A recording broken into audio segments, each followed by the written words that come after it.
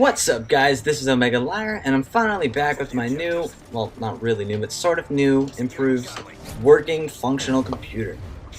Uh, Sorry I did that. I actually did that in game. I wasn't theater mode. Basically, one, got you a really nice gameplay here. I cut it up a little bit to shorten it because I only have so much time. But I want to talk about a few things, generally relating to Black Ops 2, because, as you know, Black Ops 2 is coming out in a few weeks, and I'm pretty pumped for it. So the first thing I want to talk about is COD Elite, and I made a video about this a while back. It was a PM9 gameplay where I talked about, is COD Elite worth it? And my conclusion was, no, it isn't worth it. Do I still stand by that conclusion? Yes, I really don't think COD Elite is worth it. I think Modern Warfare 3 did something that they probably shouldn't have with DLC, and that is basically selling off Spec Ops missions, face-off maps, and stuff along those lines as multiplayer maps. Because in the past, like if you look at Treyarch, in their map packs, they would do multiplayer maps and zombie maps.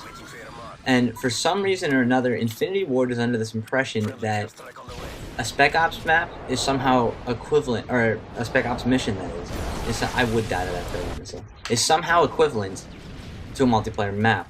You might get 4 multiplayer maps in an Infinity Ward DLC and 2 Spec Ops missions. The fact is, you play a Spec Ops mission maybe once or twice, and you beat it. As soon as you beat it, you're done.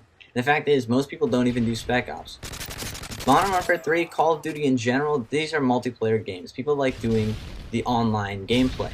And in the case of Treyarch, people like playing zombies. And that's why they could get away with bringing out zombies maps. Because zombies maps have a lot of replayability. And Spec Ops missions don't.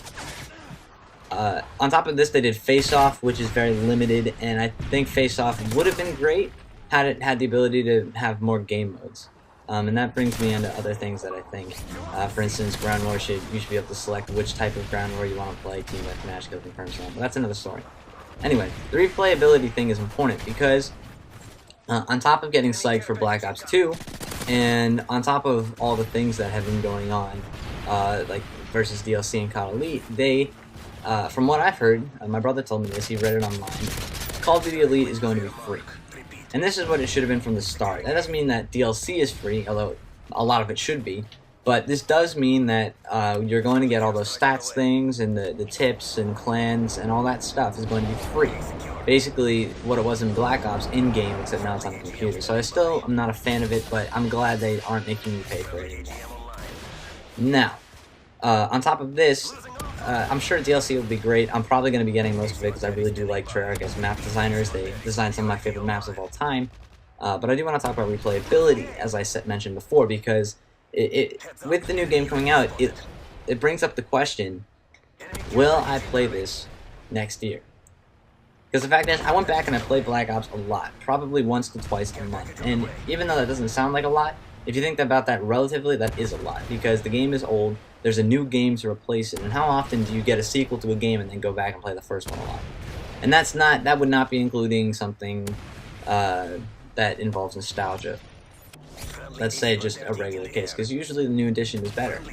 In this case, it almost was. Fairly similar. I mean, the graphics are nicer. It's got that Infinity Ward look to it.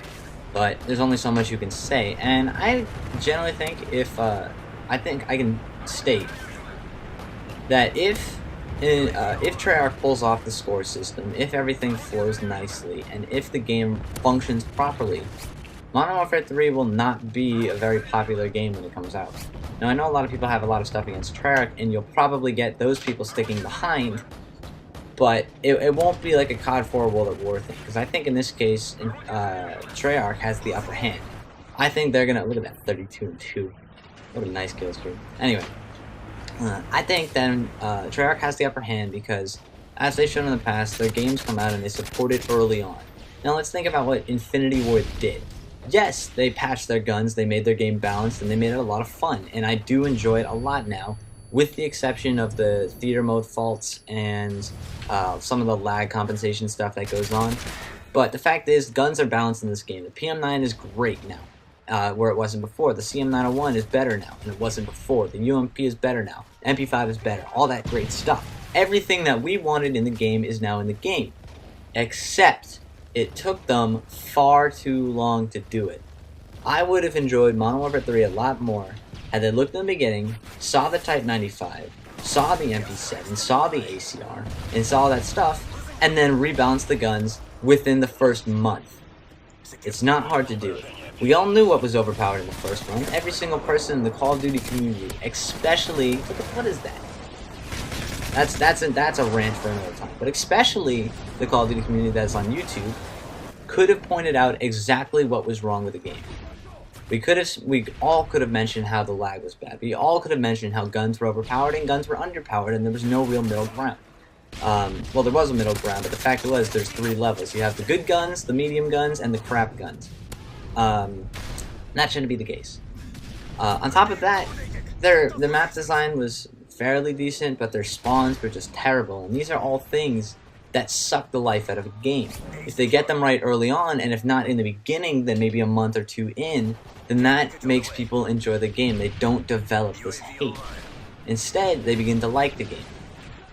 And from liking the game, they begin to tell their friends they like the game, and then their friends play, and then you have all these people playing and enjoying it for once, as opposed to going on getting frustrated, rage quitting, and screaming about the ACR being overpowered, which it still is, by the way. And that's what they need to do, and the fact is, Treyarch showed us with Black Ops that they're willing to do that. They were throwing out patches very, very early on in the game. Blocking glitch spots, rebalancing guns, getting rid of the FAMAS's overpoweredness, doing all sorts of this awesome stuff that I really want to see come back. So, will I play Modern Warfare 3 again? Maybe not. I was thinking that if I were to come back, it would be to use only the guns that I really like in this game. Wouldn't be anything else. Maybe you might see some gameplay. I might even go back to regular Black Ops and see and compare and contrast how Treyarch is able to develop, because we know Modern Warfare 3 took a step back in a lot of different places, and I would be willing to bet money that Treyarch doesn't make those same mistakes. Especially because they were the one who set the bar in the first place. I am confident that theater mode will work properly. I am confident that the scoreboard will be actually useful in telling you what kind of player someone is. And that's basically my take on it. I'm glad Call of Duty Elite is free, finally. I'm glad that Modern Warfare 3 is coming to an end. There's some great maps. I've had a lot of fun. This game being one of those times where I was really enjoying myself, pulling off ridiculous scores, getting 5 kills with 1 airstrike, which I haven't done until this point. AC-130s doing what they're supposed to, Reapers doing what they're supposed to, giving me good scores. That's what I like, and that's what needs to come back. It shouldn't be this inconsistent thing. It should be, if you are better, you do better. But, I don't know, that's what I have to think. Anyway, if you like this video, comment, rate, subscribe, and as always, I'll see you in my next commentary. Thank you for watching. Got some Forza Horizon coming out soon, and hope you're having a good day. Anyway, bye.